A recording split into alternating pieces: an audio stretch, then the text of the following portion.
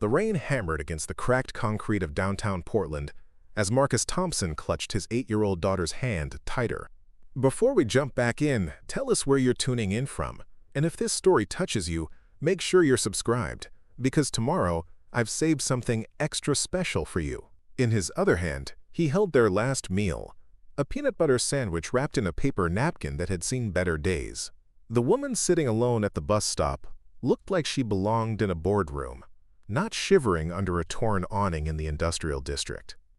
Her expensive coat was soaked through, her perfectly styled hair now plastered against her face, and she kept checking a phone that had clearly died hours ago. Marcus had learned to recognize desperation in all its forms during the 18 months since he'd lost everything. But desperation wearing designer clothes was something new. When he approached her with half of their only food, he had no idea he was about to hand a sandwich to the sister of the woman who had destroyed his life.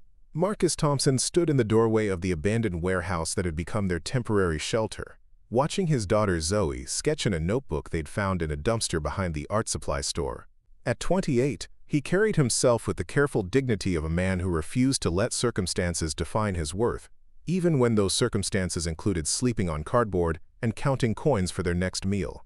The early morning light filtered through broken windows, casting geometric shadows across the concrete floor where they'd arranged their few possessions, with the precision of people who understood that organization was sometimes the only control they had left. Zoe looked up from her drawing, her dark eyes bright with the kind of innocence that somehow survived even the harshest realities.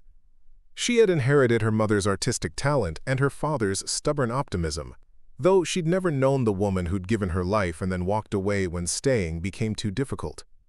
The notebook was filled with intricate drawings of buildings, people, and imaginary worlds that seemed to flow from her pencil without conscious effort. Her teachers at the public school, when they'd had a permanent address, had called her gifted. Marcus called her his miracle. The story of how they'd ended up here was one that Marcus rarely told in its entirety, even to himself. 2 years ago, he'd been a sous chef at one of Portland's most respected restaurants, living in a modest apartment with steady income and dreams of opening his own place someday. He'd been married to Elena Hartwell, a woman whose family name carried weight in business circles, though she'd never spoken much about her wealthy relatives or the sister who'd built a technology empire on the East Coast.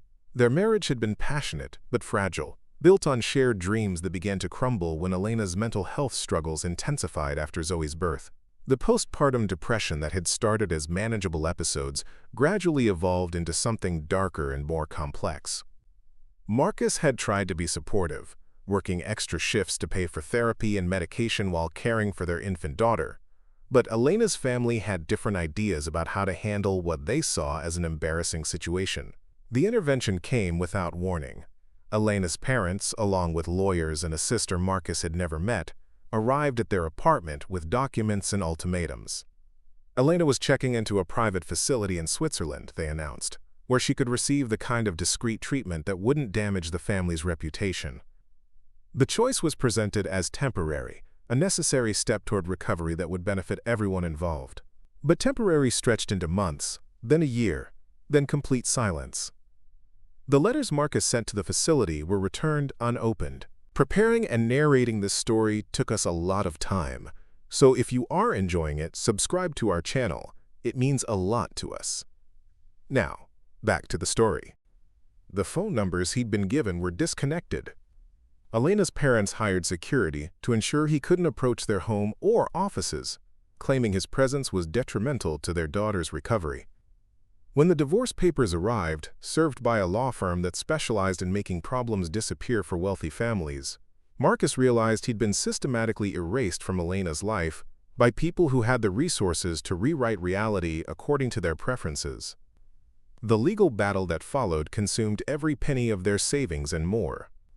Elena's family had hired attorneys who specialized in complex custody cases, while Marcus struggled to afford representation that could challenge their carefully constructed narrative. They painted him as an unstable influence who had contributed to Elena's breakdown through his inability to provide the kind of lifestyle she deserved. The fact that he worked in a kitchen, they suggested, demonstrated a lack of ambition that had created stress in their daughter's life. The final blow came when the restaurant where he'd worked for 5 years was suddenly sold to a development company with connections to Elena's family's investment portfolio. His position was eliminated in the restructuring, and attempts to find similar work were mysteriously unsuccessful. References that had once been glowing became unavailable for comment. His reputation in Portland's tight-knit culinary community was quietly but effectively destroyed through whispered conversations and strategic phone calls. Without steady income, Marcus and Zoe had moved from their apartment to a smaller place, then to a weekly motel, then to sleeping in his aging Toyota Camry until that too was repossessed for missed payments. The shelter system was overcrowded and unpredictable, with waiting lists that stretched for months and rules that often separated families. The warehouse where they currently stayed was technically illegal, but it was safe, dry, and allowed them to remain together while Marcus figured out their next move. Now, as he watched Zoe add delicate shading to her latest creation, Marcus felt the familiar weight of responsibility that had become his constant companion. Today was Thursday, which meant they had enough money for 2 more meals before he needed to find work again. His pride had long since given way to practicality when it came to accepting whatever honest employment he could find, from washing dishes at diners to loading trucks at the farmer's market. The rain that had been threatening all morning finally began in earnest, drumming against the warehouse roof with increasing intensity. Zoe looked up from her drawing with concern, knowing that bad weather meant fewer opportunities for her father to earn the money they needed for food and bus fare. Marcus smiled reassuringly, the same expression he'd perfected over months of pretending that everything would work out fine, even when he had no idea how. He reached for the backpack that contained everything they owned, checking the contents with practiced efficiency. 1 change of clothes for each of them. Zoe's school supplies, the folder containing important documents, a first aid kit, and wrapped in a clean towel, the peanut butter sandwich he'd made that morning with the last of their groceries. It was their insurance policy, the meal that would carry them through the day if nothing else materialized. The sound of Zoe's stomach rumbling cut through the rain noise, reminding Marcus that growing children needed more than hope and determination to thrive. She tried to hide her hunger the same way she tried to hide her disappointment when other children talked about their bedrooms and family vacations. But Marcus had learned to read the subtle signs of need that she worked so hard to conceal. As he helped her pack her art supplies into the small backpack they decorated with fabric markers, Marcus made a silent promise that tonight would be different. Somehow, he would find a way to give his daughter the security she deserved, even if it meant swallowing his pride completely and asking for help from sources he'd previously avoided. The rain continued to fall, washing the city clean while Marcus prepared to venture out into a world that had already taken everything it could from them, searching for opportunities that seemed to grow scarcer with each passing day. The downtown bus stop on Morrison Street had become Marcus's unofficial office during the 3 hours each afternoon when Zoe was at school. While other parents picked up their children in SUVs or waited at home with snacks prepared, Marcus spent those precious hours walking the business district, looking for opportunities that might lead to steady work. The familiar weight of rejection had taught him to approach each potential employer with measured optimism, knowing that his appearance often spoke louder than his experience. Today felt different, though he couldn't explain why. The storm clouds that had been gathering since morning finally opened up with a vengeance, sending well-dressed professionals scurrying for cover under awnings and into coffee shops they could afford. Marcus found himself taking shelter at the bus stop, checking his watch to ensure he wouldn't be late for Zoe's dismissal at Jefferson Elementary. That's when he noticed her. The woman sat rigidly on the far end of the bench, her posture speaking of authority even as rainwater dripped from her navy blazer onto expensive leather shoes. Everything about her screamed success, from the platinum watch on her wrist to the designer briefcase clutched protectively against her side. But her face told a different story. Her mascara had smudged slightly in the rain, and she kept pressing the power button on a phone that clearly had no life left in it. Catherine Hartwell had been having the worst day of her professional career, though she would never admit such vulnerability to anyone in her circle. The technology conference she'd flown to Portland to address had been a disaster from the moment she'd stepped off her private jet. Her presentation slides had corrupted, her keynote speech had been interrupted by protesters demanding fair wages for tech workers, and now her phone was dead, her driver was nowhere to be found, and she was stranded in a part of the city her usual lifestyle never touched. As the founder and CEO of Hartwell Technologies, Catherine was accustomed to having every detail of her existence managed by assistants, schedulers, and problem solvers, who ensured that inconveniences like public transportation or dead phones never entered her carefully curated world. At 35, she had built her company from a college dorm room idea into a multi-billion-dollar empire that employed thousands and had revolutionized how people interacted with smart home technology. But success had come at a cost that she rarely acknowledged, even to herself. Her relationships were transactional, her friendships were networking opportunities, and her family interactions were limited to carefully orchestrated holiday gatherings where everyone pretended that wealth had healed the wounds that money had actually created. She hadn't spoken to her younger sister Elena in over 2 years, not since the intervention that had saved Elena's life, but destroyed what remained of their relationship. The memory of that decision still haunted Catherine's quieter moments. Elena's breakdown after her daughter's birth had been messy, public, and potentially damaging to the family's carefully maintained image. The choice to have her committed to a Swiss facility had seemed logical at the time, a necessary step to protect both Elena and the family's business interests. The fact that it had also removed Elena's husband and child from the equation had been presented as an unfortunate but unavoidable consequence. Catherine had never met Marcus Thompson, had never seen her niece, had never questioned whether the family's version of events was complete or accurate. Elena's husband had been described as unstable, opportunistic, someone who had contributed to her sister's mental health crisis through his inability to provide adequate support. The lawyers had handled everything, ensuring that Elena received the best possible care while protecting the family from further complications. Now, sitting in the rain at a bus stop in downtown Portland, Catherine found herself thinking about Elena for the first time in months. The conference protesters had been shouting about corporate responsibility and family values, accusations that had struck uncomfortably close to home. Their signs demanding living wages and humane treatment of workers had forced her to confront the reality that her success was built on decisions that prioritized profit over people, efficiency over empathy. The rain intensified, and Catherine noticed movement in her peripheral vision. A man was approaching the bus stop, walking with the careful gait of someone who had learned to move through the world without drawing unwanted attention. He was younger than she had initially thought, probably early 30s, with dark hair that needed cutting and clothes that were clean but clearly secondhand. But it was his eyes that caught her attention. Despite obvious hardship, they held a warmth and intelligence that seemed out of place in her preconceptions about homelessness. Marcus had noticed the woman's distress even before reaching the bus stop. Years of looking out for Zoe had trained him to recognize when someone was struggling, regardless of how well they tried to hide it. The woman's expensive appearance couldn't mask the fact that she was stranded, frustrated, and possibly scared. In his previous life, he might have minded his own business, but desperation had taught him that everyone needed help sometimes, and kindness was free even when everything else had a price. He pulled the wrapped sandwich from his backpack, the lunch he had planned to split with Zoe after school.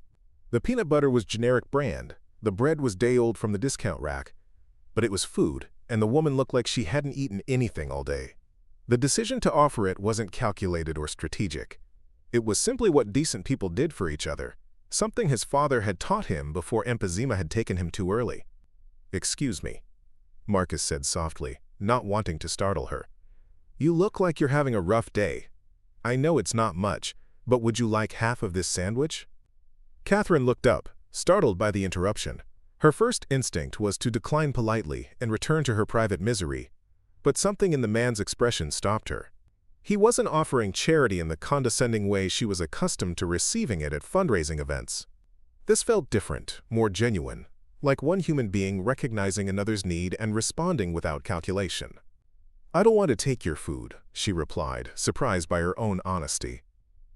"It looks like you need it more than I do," Marcus smiled, the first genuine expression Catherine had seen all day.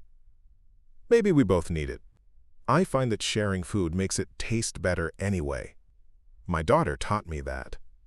The mention of his daughter made Catherine's chest tighten with an emotion she couldn't immediately identify. She found herself accepting the offered half sandwich, unwrapping the napkin to reveal what was clearly a carefully prepared meal. The bread was evenly sliced, the peanut butter spread with precision, and wrapped with the kind of care that spoke of love rather than convenience. As they ate in comfortable silence, Catherine became aware of details she hadn't noticed initially. The man's hands, though weathered, were clean and well-maintained. His clothes were worn but organized, suggesting someone who took pride in his appearance despite limited resources. When he spoke about his daughter, his entire demeanor changed, radiating the kind of protective love that money couldn't buy or replicate. "She's 8, Marcus continued, pulling out a small notebook to show Catherine one of Zoe's drawings.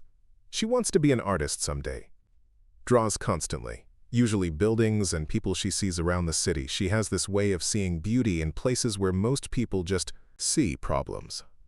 The drawing was remarkable, showing a level of detail and artistic intuition that seemed far beyond what Catherine would expect from a child. But more than the technical skill, there was something about the perspective that suggested the young artist saw the world with unusual empathy and hope.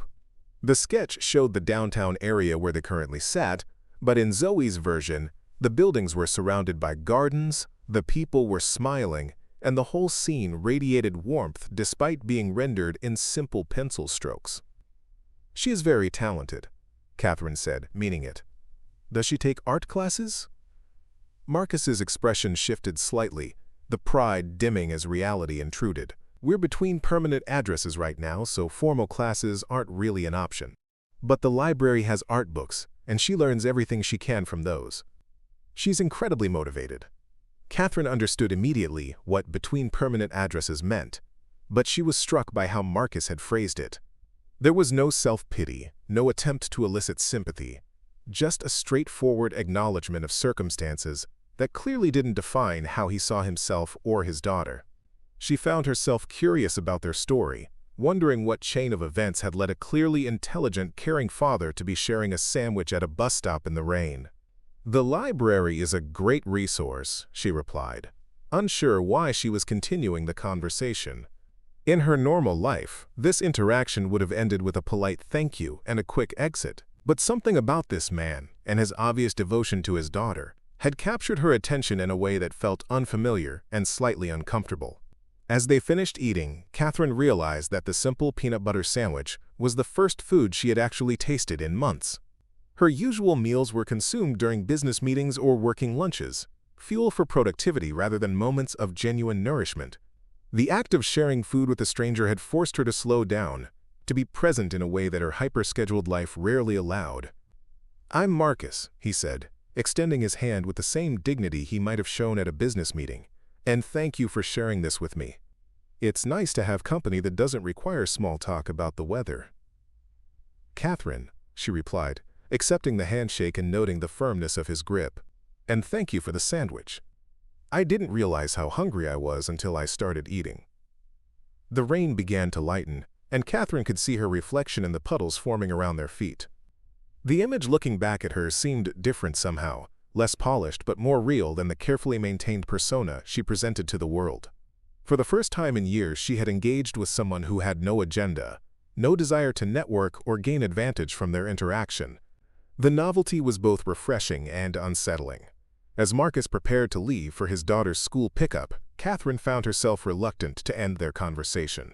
She wanted to know more about his story, about how someone who clearly possessed intelligence and dignity had ended up in circumstances that most people in her circle couldn't imagine surviving. But more than curiosity, she felt something that had been absent from her life for so long she had forgotten its name: genuine human connection. The bus arrived as Marcus was gathering his belongings, and Catherine realized with surprise that she had no desire to board it. Her usual world of conference calls and strategic planning seemed suddenly hollow compared to the authentic interaction she had just experienced. As Marcus walked away toward the elementary school, Catherine remained at the bus stop, watching his figure disappear into the crowd while she tried to understand why sharing a simple sandwich had affected her so profoundly. She didn't yet know that the man who had just shown her unexpected kindness was married to her estranged sister, or that the talented daughter he spoke of with such love was her own niece. Those revelations would come later, along with the complex emotions and difficult choices they would generate. For now, she simply sat in the lessening rain, holding the wrapper from a peanut butter sandwich and wondering why it felt like the most important meal she had eaten in years. Catherine Hartwell spent the following week attempting to return to her normal routine, but the memory of sharing a sandwich with Marcus Thompson had lodged itself in her consciousness like a persistent melody. She found herself distracted during board meetings, her mind wandering to questions about his daughter's artistic development and their living situation. The irony wasn't lost on her that a chance encounter with a homeless man had affected her more deeply than most of her significant business transactions. Her assistant Jennifer had noticed the change immediately. Catherine's usual laser focus on quarterly projections and market expansion had been replaced by an unusual preoccupation with employee welfare programs and community outreach initiatives. When Catherine instructed her to research art education programs for underprivileged children in Portland, Jennifer assumed it was another calculated public relations move designed to improve the company's social responsibility profile. But Catherine's motivations were far more personal than anyone in her organization could have guessed.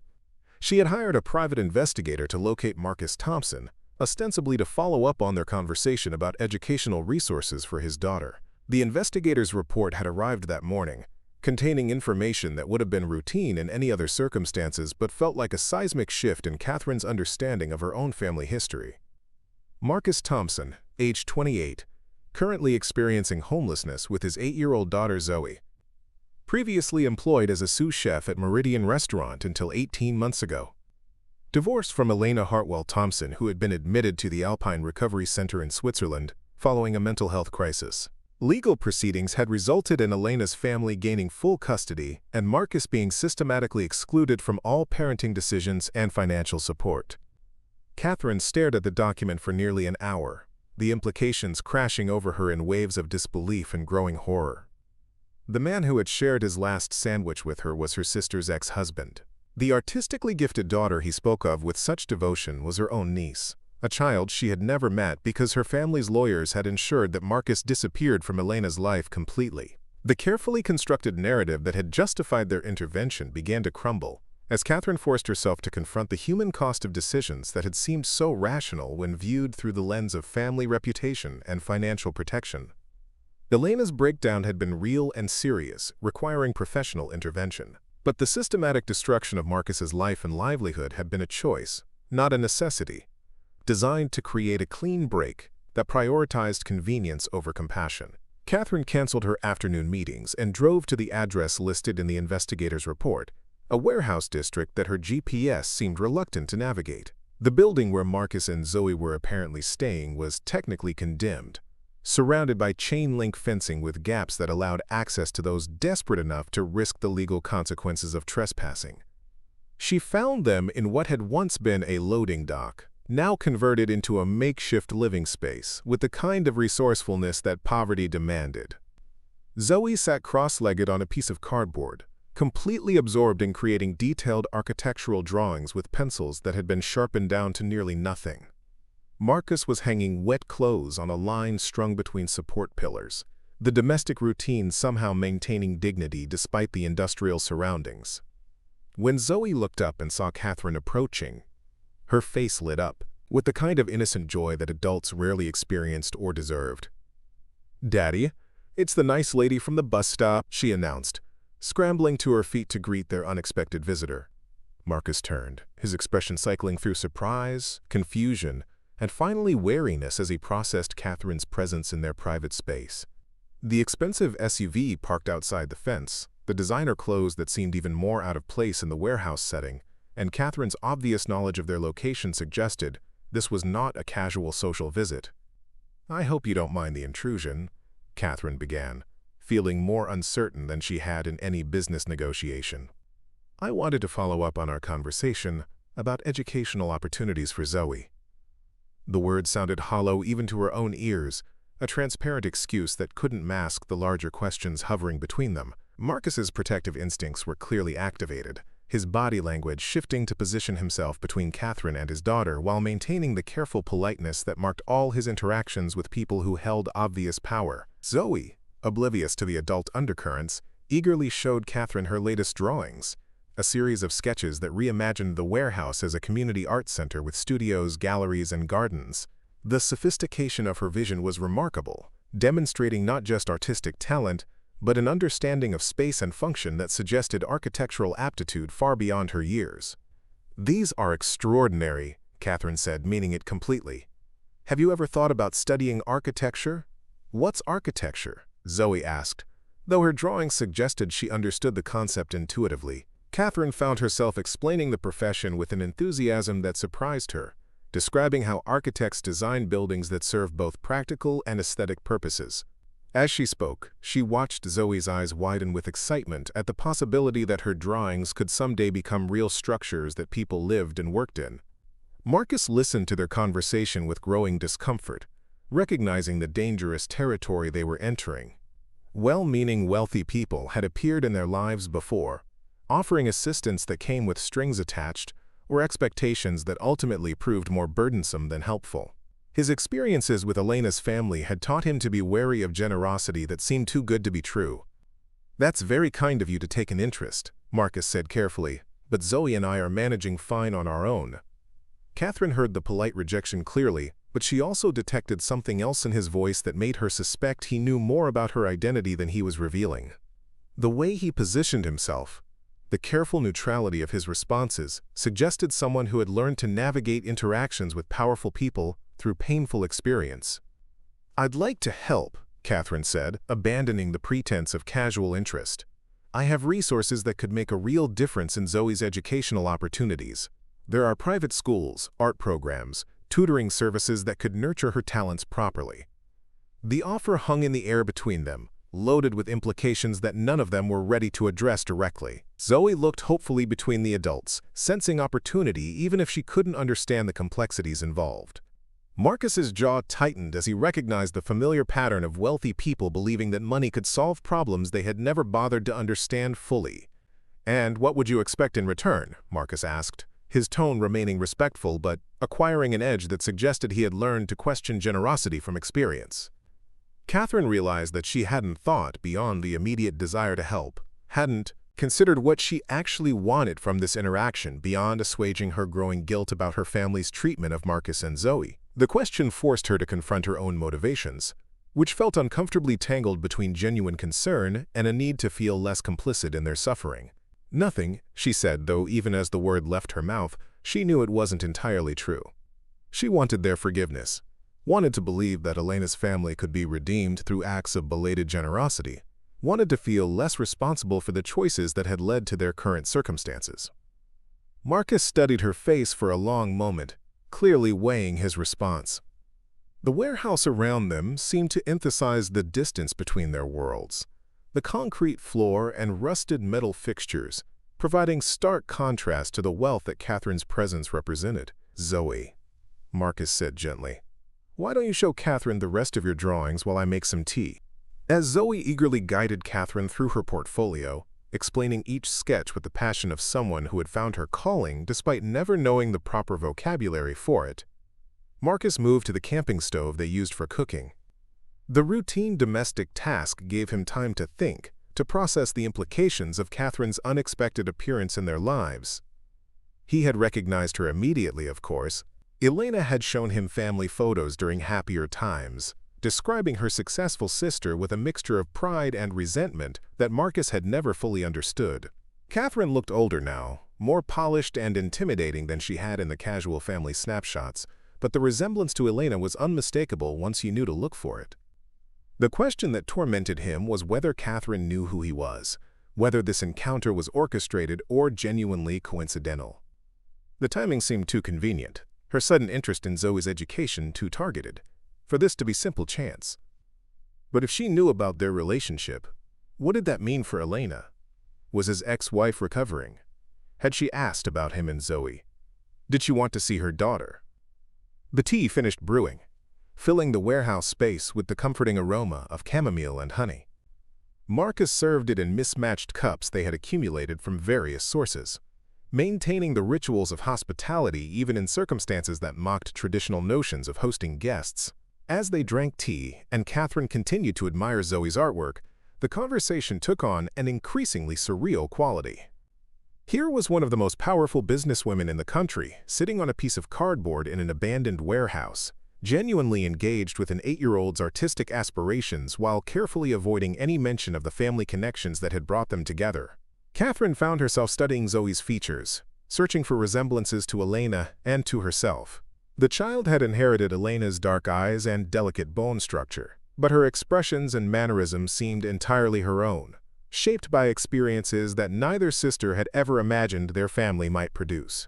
When Catherine finally announced that she needed to leave, promising to look into specific art programs that might benefit Zoe, the parting felt loaded with unspoken possibilities and potential complications. She left her business card with Marcus, insisting that he call if they needed anything, though both of them knew that the gulf between needing help and accepting it was often unbridgeable. As her SUV disappeared into the evening traffic, Marcus held his daughter close, wondering if he had just made a terrible mistake in allowing Catherine Hartwell into their carefully constructed world. The woman who had shown him unexpected kindness at a bus stop was also part of the family that had systematically destroyed his life, and now she wanted to help his daughter pursue her dreams. The contradiction felt impossible to resolve, yet as he watched Zoe carefully arranging her art supplies for the next day, he couldn't deny that she deserved every opportunity to develop her remarkable talents. The question that would haunt his sleep was whether accepting help from Catherine meant risking the fragile stability they had built together, and whether his own pride was worth sacrificing his daughter's future to maintain. The confrontation came sooner than Marcus had expected, delivered through a registered letter that arrived at the community center where he received mail. The letterhead bore the name of Blackstone and Associates, the same law firm that had orchestrated his divorce and subsequent exile from Elena's life. As he read the formal language threatening legal action if he continued to exploit his connection to the Hartwell family, Marcus felt the familiar weight of powerlessness that had defined the past 2 years. Catherine had kept her word about researching art programs for Zoe, but her involvement had attracted exactly the kind of attention Marcus had feared. Her inquiries about scholarships and private tutoring had reached the ears of people who monitored the Hartwell family's activities for potential complications. The fact that she was personally invested in helping a homeless child had raised red flags among the lawyers and publicists who managed the family's reputation. Elena's parents had learned about Catherine's visits to the warehouse within days of her first appearance there. Their response was swift and predictable, designed to eliminate what they saw as a threat to the carefully constructed narrative that had justified their treatment of Marcus and Zoe. The letter demanded that Marcus cease all contact with Catherine, and warned that any attempt to use his former marriage to Elena for financial gain would result in prosecution for fraud and extortion.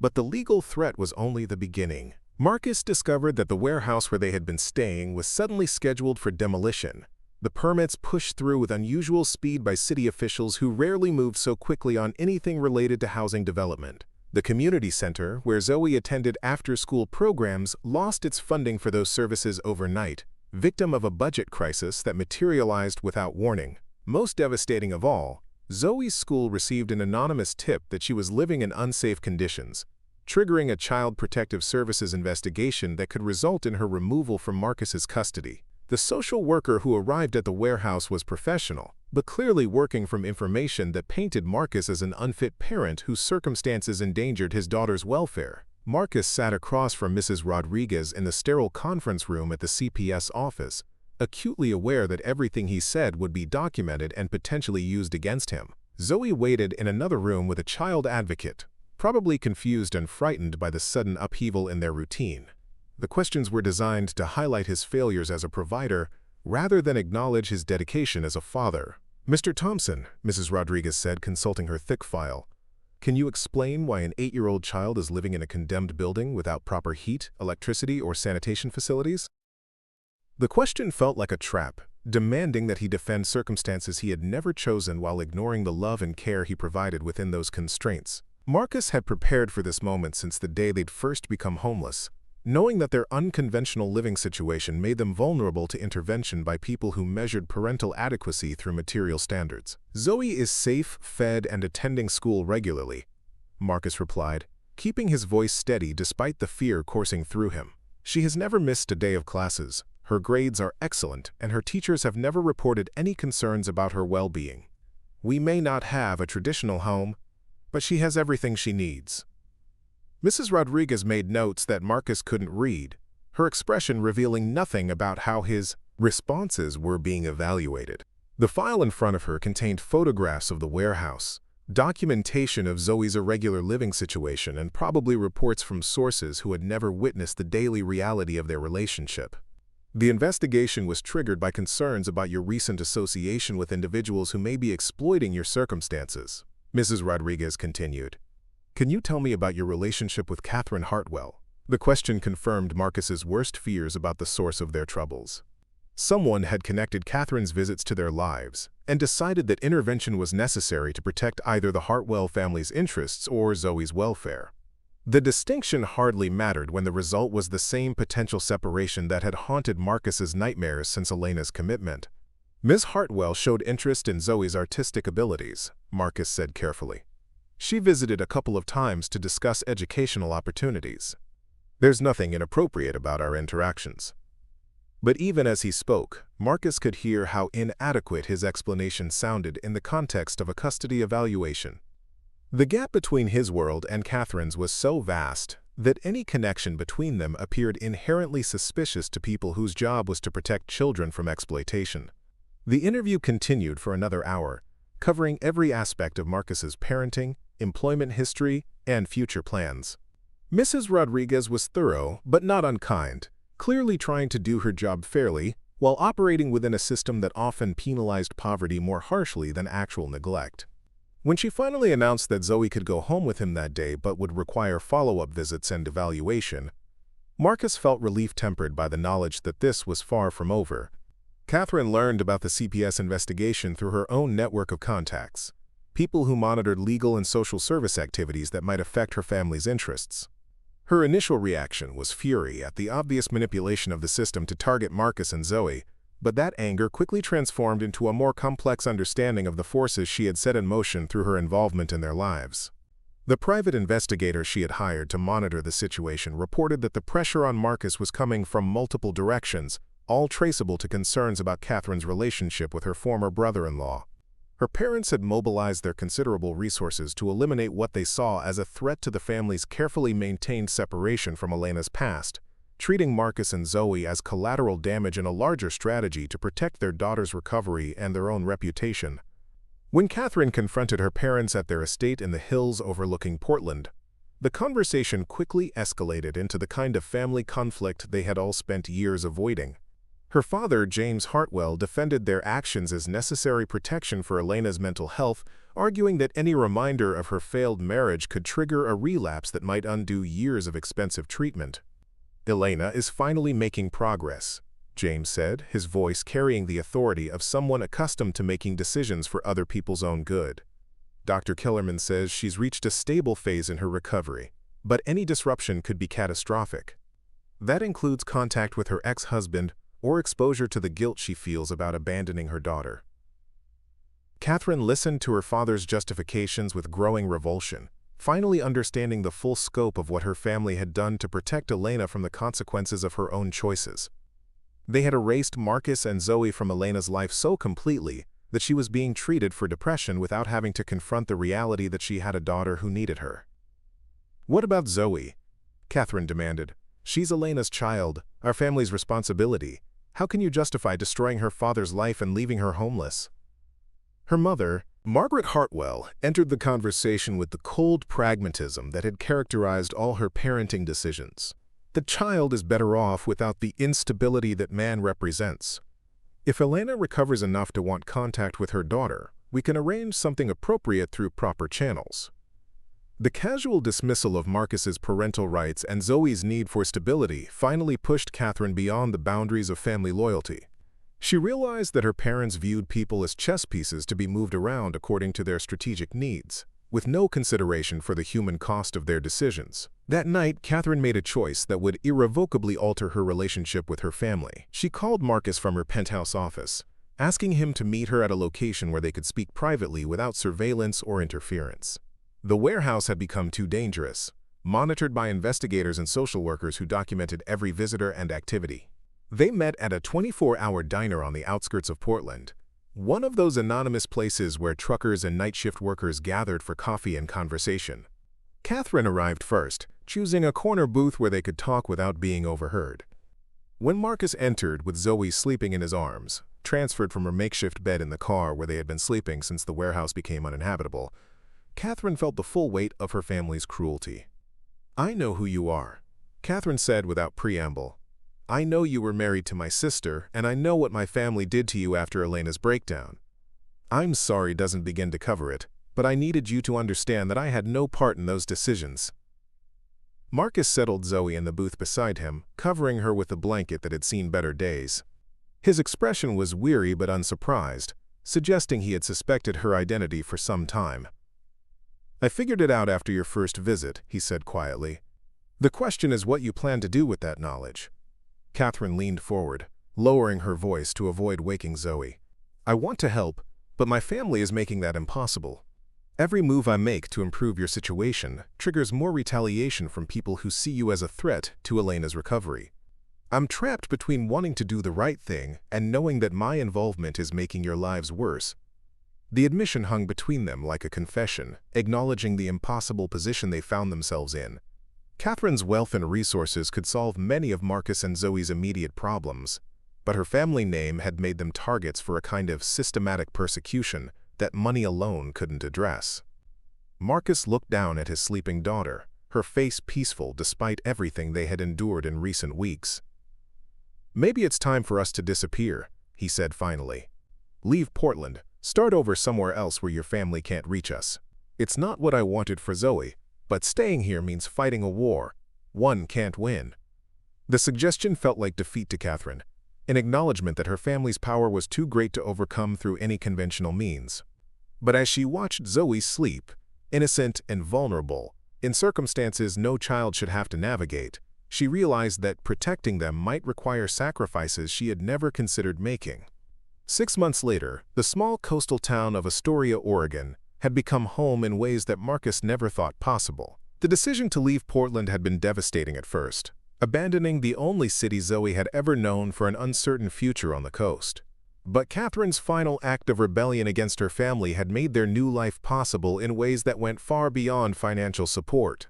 Catherine had liquidated a significant portion of her personal assets, creating an untraceable trust fund that provided Marcus with enough money to rent a modest apartment, start a small catering business, and enroll Zoe in art classes at the local community center. More importantly, she had used her technological expertise to help them create new identities that would keep them safe from her family's influence while remaining completely legal. The choice had cost Catherine everything she had built in Portland. Her parents had disowned her. Elena remained unreachable in her Swiss facility, and Hartwell Technologies had forced her resignation when her actions became public knowledge. But as she stood in the kitchen of Marcus's new restaurant, helping prep vegetables for the dinner service, she felt more fulfilled than any corporate achievement had ever provided. Zoe flourished in their new environment, her artistic talents blooming under the guidance of a retired art professor who recognized her exceptional abilities. The coastal community embraced their unconventional family without question, drawn to the authentic warmth that had developed between Catherine and Marcus through shared adversity and genuine respect. The restaurant, simply called Harbor Kitchen, had become a gathering place for locals who appreciated Marcus's creative approach to comfort food and Catherine's surprising aptitude for business operations. Their partnership worked because it was built on equality rather than charity, each contributing skills that the other lacked while maintaining their individual identities. On quiet evenings, when the last customer had left and Zoe was upstairs doing homework, Marcus and Catherine would sit at the corner table reviewing the day's receipts and planning for the future. Their relationship had evolved naturally from crisis management to genuine affection, though neither rushed to define what they were building together. Elena's letter arrived on a Tuesday morning, forwarded through a chain of attorneys and private investigators who had finally located their new address. Her handwriting was shaky but recognizable, and her words carried the weight of 2 years of reflection and recovery. She was ready to meet her daughter, she wrote, if Marcus was willing to allow it, and if Zoe wanted to see her mother. The conversation with Zoe about her mother's letter was one of the hardest Marcus had ever navigated. His daughter listened with the serious expression she wore when processing complex emotions, asking practical questions about where Elena lived and whether she was still sick. When she finally said she wanted to meet her mother, but was scared it might change their life with Catherine, Marcus realized how completely their unconventional family had become her definition of normal. The reunion took place at a neutral location, a family counseling center that specialized in reconnecting parents and children after long separations. Elena looked fragile but determined, her eyes filling with tears when she saw how much Zoe had grown and changed. The meeting was awkward initially, But Zoe's natural warmth gradually dissolved the tension, and by the end of their session, they had tentatively agreed to regular visits. Catherine chose not to attend that first meeting, giving Elena space to reconnect with her daughter without the complications their relationship might create. But when Elena specifically asked to see her sister the following week, the conversation that resulted helped heal wounds that went back to childhood conflicts about family expectations and personal choices. A year later, Harbor Kitchen had expanded to include an art gallery featuring Zoe's work alongside pieces by other local artists. Catherine had established a small nonprofit organization that provided business mentorship to single parents trying to build economic stability for their families. Elena visited regularly, slowly rebuilding her relationship with Zoe while respecting the family structure that Marcus and Catherine had created. The life they had built together wasn't the one any of them had originally planned, but it was richer and more authentic than anything their previous circumstances had offered. Marcus had learned that accepting help didn't diminish his worth. As a father, Catherine had discovered that true success meant making life better for people you loved. And Zoe had gained a family that celebrated her gifts while ensuring she remained grounded in values that money couldn't buy. On summer evenings, they would walk along the beach behind their restaurant, watching Zoe sketch the changing light on the water, while they planned new menu items and discussed her latest artistic projects. This simple ritual represented everything they had gained through their willingness to risk conventional definitions of family and success. The sandwich that had started their connection now seemed like a symbol of something larger about human generosity and the unexpected ways that kindness could transform lives. Marcus still kept peanut butter sandwiches on the restaurant's menu, not because they were profitable, but because they reminded him daily that the most important gifts were often the simplest ones, shared between people who chose to see each other's humanity despite the barriers that usually kept them apart. Up next, you've got two more standout stories right on your screen. If this one hit the mark, you won't want to pass these up. Just click and check them out.